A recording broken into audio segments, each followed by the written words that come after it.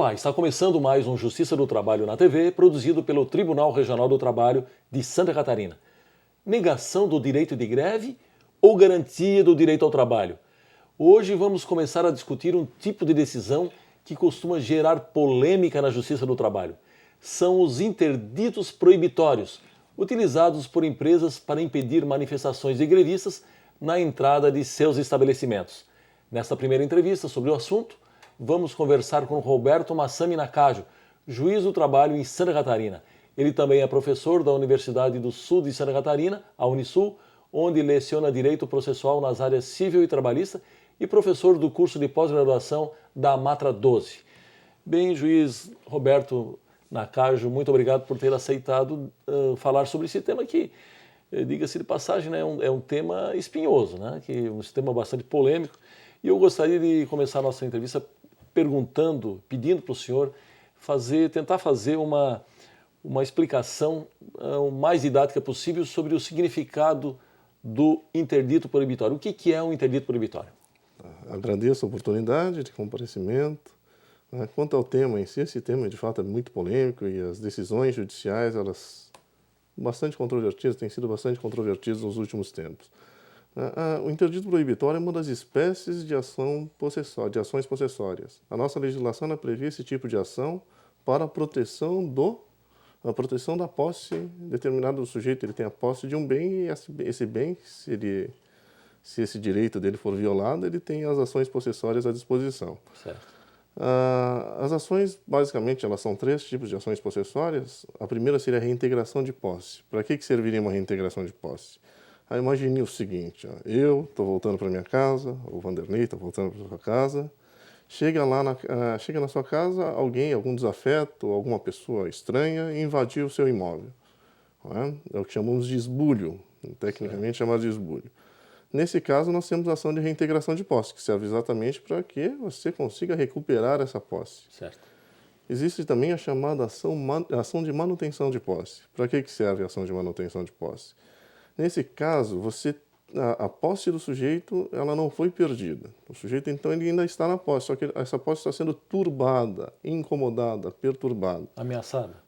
Ameaçada seria do interdito, né? Mas agora a turbação seria uma ação de manutenção de posse. Suponha, por exemplo, é o típico exemplo do sujeito que chega em casa, utilizando o mesmo exemplo. O sujeito chega em casa e encontra ali 20, 30, 50 pessoas na porta e não deixa você entrar. Não invadiram o seu imóvel, só que o seu direito à posse do imóvel está sendo incomodado, está sendo turbado. Ou quando derrubam cercas, cortam árvores de uma fazenda, a posse em si ela continua, só que ela está sendo incomodada indevidamente aí por terceiros. Certo. Nesse caso é que cabe a ação de manutenção de posse. E a última, aí sim na questão, é a ação chamada de interdito proibitório. Essa ação, digamos, ela tem um caráter preventivo. Ainda não ocorreu o esbulho, ainda não ocorreu a turbação, a incomodação na posse. Só que há sérios indícios que isso venha a ocorrer. Suponha, por exemplo, a questão a questão agrária. É bem comum as invasões lá pelos movimentos aí sociais de terras que eles entendem aí como as invasões que eles entendem pertinentes, aí, fazendas, eles fazem uma triagem e começam a invadir fazendas. Suponha você como proprietário de uma fazenda e esses movimentos sociais aí estão acampados aí à sua porta e tudo indica, já invadiram a fazenda do lado, que eles vão invadir a sua fazenda também. Nesse caso específico é cabível essa ação de interdito proibitório.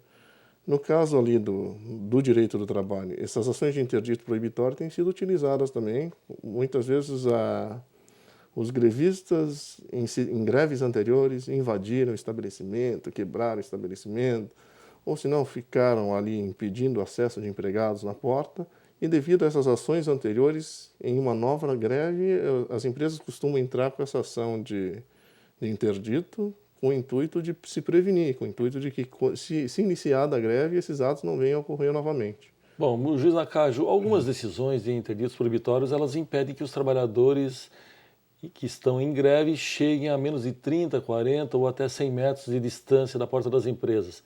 Nesses casos, o juiz não estaria estendendo o direito de propriedade privada sobre um espaço que é público? Nesse caso específico, o que ocorre sempre, quando o juiz ele profere uma decisão ou uma determinação, a preocupação dele é com a eficácia da decisão. Ultimamente, se tem se preocupado muito com duas coisas, com o andamento num prazo razoável, o processo tem que terminar num prazo razoável, né? Por isso que existem tantas metas aí a serem cumpridas pelo Poder Judiciário, e também nós temos a questão da efetividade. De nada adianta uma decisão judicial, né, como diríamos aí, para o sujeito fazer um quadro, colocar numa parede, se ela não é efetiva. Ela é só bonita, digamos. Certo. A decisão, então, nesses casos específicos, em algumas situações fáticas, há necessidade desse afastamento. Não é? Se o juiz sistematicamente utilizar esse tipo de procedimento, obviamente que ele está ferindo ali o direito de greve, porque o direito de manifestação pacífica aí nas portas das empresas é garantido pela Constituição. Pois é. Eu tenho uma pergunta justamente sobre isso, porque a lei de greve diz que ninguém pode ser obrigado a participar da greve, né?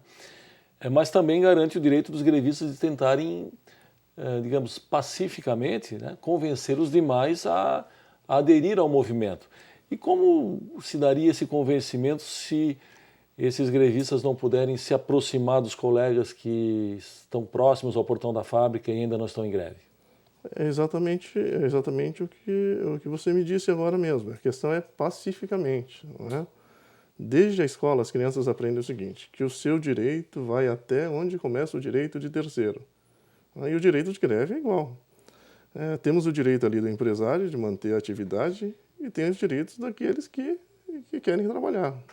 A própria lei de greve coíbe aí a obstrução das portas de uma empresa, ou se não, coação física ou moral, no sentido de que empregados que queiram trabalhar venham aderir à greve. Isso daí constitui abuso de direito. Então, quando há esses tipos de abuso de direito, é que os juízes adotam esse posicionamento aí de deixar as pessoas ali a 50, 30, 20, ou seja lá quantos metros for, de distância das portas da fábrica. Mas se a abordagem for pacífica, se ela for tranquila, aí não há por que conceder esse interdito e estipular essa distância? Não, aí violaria o direito de greve. O juiz ele conceder esse tipo de determinação, se a manifestação é pacífica, isso é contrário à lei de greve. O contrário seria, quando há um abuso, isso daí serviria basicamente como uma penalização, para garantir o cumprimento daquela decisão judicial.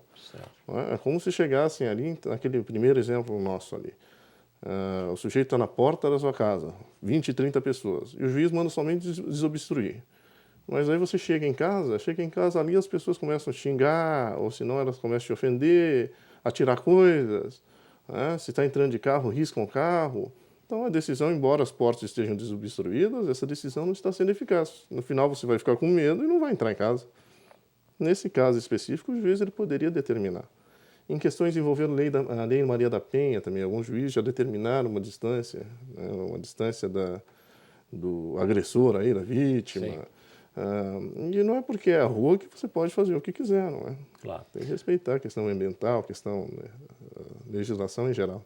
Tá certo. O juiz Nakajo, nós precisamos chamar um rápido intervalo, nós voltamos em seguida, só um minuto.